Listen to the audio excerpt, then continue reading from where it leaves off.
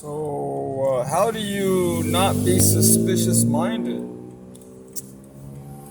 There's some scriptures that say not to be suspicious minded.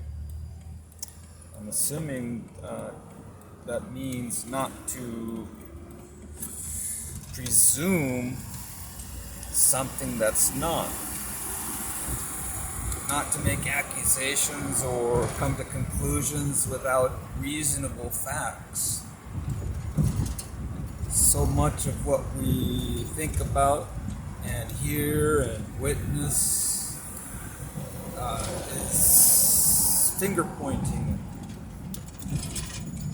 putting the blame on other people, and that's kind of historical. People like to blame shift, I think, just by nature, because most people see in themselves a certain level of infallibility, like they're perfect and the other people aren't. So it's self-righteousness, it's conceit, looking down on other people and thinking that you're always in the right and that you're never wrong or at fault. It's a lack of humility.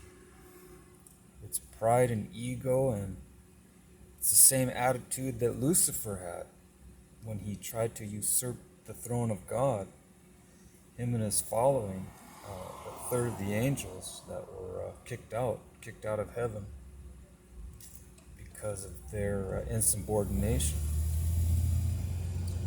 It was rebellious. It was rebellion. And at the heart of rebellion is pride. If Lucifer was humble, if humility was there, he wouldn't have tried to usurp God's power. Humility changes everything.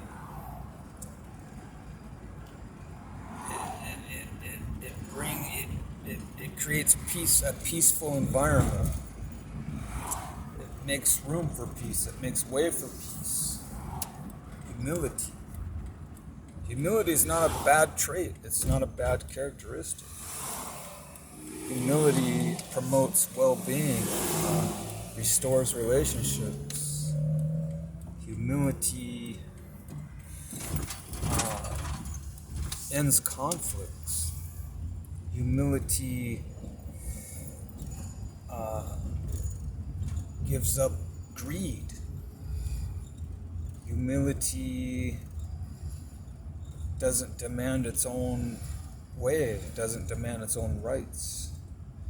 Humility wants to work things out and